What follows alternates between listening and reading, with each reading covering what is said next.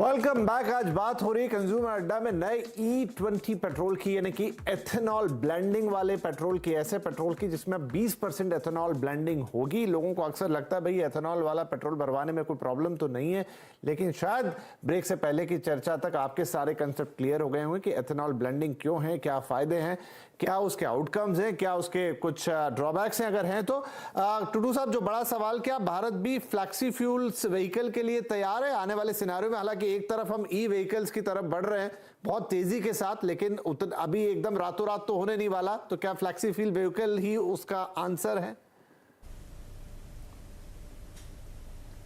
जी हाँ, एक्चुअली देखा जाए तो आप हमारी जो रिसर्च एंड डेवलपमेंट है वो कॉन्स्टेंटली होती रहती है।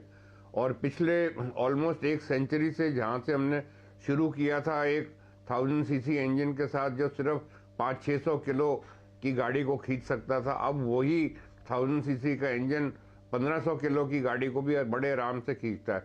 सो ऐसी रिसर्च एंड डेवलपमेंट तो चलती रहती है। और आप कहें जो फ्लेक्स फ्यूल की बात है, इसके अंदर कोई बहुत ज़्यादा तब्दीली नहीं की जाती।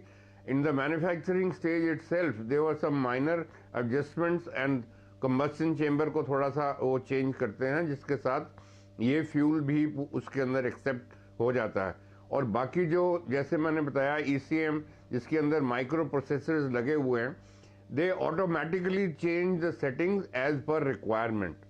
और जैसे हमारा E20 है, फ्यूल आ रहा है और कंट्रीज के अंदर, ब्राज़ील के अंदर जैसे साहब ने भी बताया है कि E27 it goes up to E85 तक आप फ्यूल बनता है और सक्सेसफुली गाड़ियों में चलता है।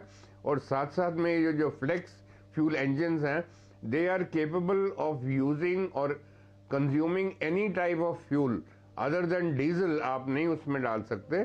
बाकी पेट्रोल, एथेनॉल 83 85 ऑक्टेन, 86 ऑक्टेन या 93 ऑक्टेन जो भी आप इस्तेमाल करें वो भी हो सकता है। एंड साथ साथ में ये जो E27 एंड प्लस मोर आप वो भी इस्तेमाल कर सकते हैं। तो आई थिंक यहाँ इस पूरी चर्चा के बाद अब सबके कंसेप्ट क्लियर हो गए होंगे, मेरे भी हो गए, क्योंकि दिमाग में एक बहुत बड़ा सवाल यही था कि इससे गाड़ी का क्या होगा, उसकी एफिशिएंसी का क्या होगा, उसकी फ्यूल एफिशिएंसी का क्या होगा, क्या उसमें कोई टेक्निकल स्नैक तो नहीं आ जाएगा। तमाम सवाल लोगों के मन में थे, लेकिन ऐसा कुछ नहीं। और देखिए दुनिया भर में क्या क्या हो रहा है, 60-70 प्लस के एथेनॉल ब्लेंडिंग के साथ चीजें चल रही है। और टूटू जी बता रहे थे 85% तक हो सकता है। और ये फ्लेक्सी फ्यूल वाली गाड़ियां भी हमारे देश में भी आगे चलते हुए, ब्राजील जैसा जो एग्जांपल आया वो भी चल सकती है। तो कुल मिला के कंज्यूमर के लिए यही कि निश्चिंत रहिए, उससे आपकी गाड़ी पे कोई फर्क नहीं।